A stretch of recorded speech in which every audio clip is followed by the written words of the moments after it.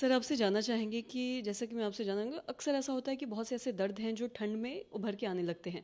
मैं आपसे जानना चाहूँगी कि ठंड में ऐसा जोड़ों से जुड़ा या फिर हड्डी से जुड़ा ऐसा कौन-कौन सा दर्द या फिर कोई भी चीज़ क्या है? आप इसके बारे में थोड़ा विस्तार से बताएँ।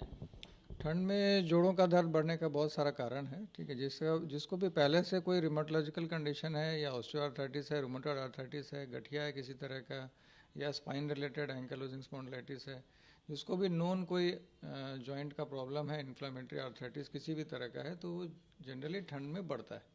ठंड में बहुत सारे कारणों से बढ़ता है। जॉइंट का अपना जो लचीलापन होता है वो कम हो जाता है, उसकी वजह से फ्लूइड में भी चेंजेस आते हैं, उसकी वजह से उसको तकलीफ ठंड में ज़्यादा होती है। इसके अलावा ऑस्टियोपोरोसिस जिन लोगों को भी है या विटामिन डी का जिनको डेफिशिएंसी है उनको भी तकलीफ विंटर में ज़्यादा होता है। सनलाइट एक मेजर सोर्स होता है विटामिन डी का, और ठंड के मौसम में विटामिन डी सभी का लो ही रहता है, और उसकी वजह से भी उनको जोड़ों में दर्द, ज़्यादा देर खड़े होने में तकलीफ या जोड़ों में अकड़न, ये सब चीज़ें हो सकती हैं। नाइट क्रैम्प्स हो सकते हैं, रात में सोते समय पैरों में बग्घा लग जाता है, हाथ में टाइट हो जाता है। ये सब चीज़ें विटामिन डी डिफिशियंसी की हैं, जो कि ठंड में ज़्यादा देखने को मिलता है।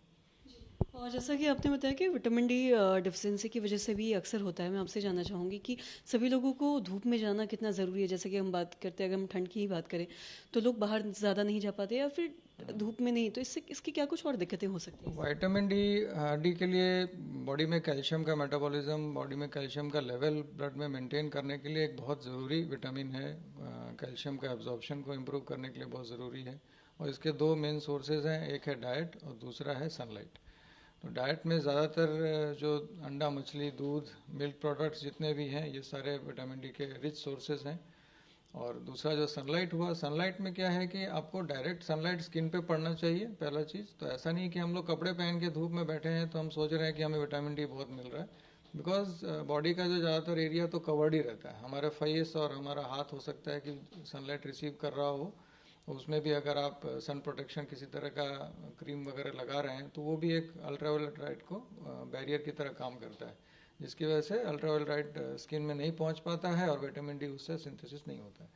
और तीसरा इंपॉर्टेंट फैक्टर ये है कि इंडिया में हमारा जो स्किन टाइप है मोस्टली सन एक्सपोजर के बाद तुरंत डार्क हो जाता है, और अगेन वो भी एक अल्ट्रावायलेट लाइट के लिए बैरियर का काम करता है। इसलिए सनलाइट अगर मतलब यूरोपियन कंट्रीज़ या फेयर रेसेस के लिए तो माना जाता है कि विटामिन डी के लिए अच्छा है, बट जनरली जो डार्कर रेसेस हैं, स्पेशली ट्रॉपिकल कंट्रीज़ या हमारे यहाँ, विटामिन डी डिफिशियंसी बहुत कम है। जो लोग धूप में दिन भर गुजारते हैं उनको विटामिन डी डिफिशियंसी ही देखा जाता है।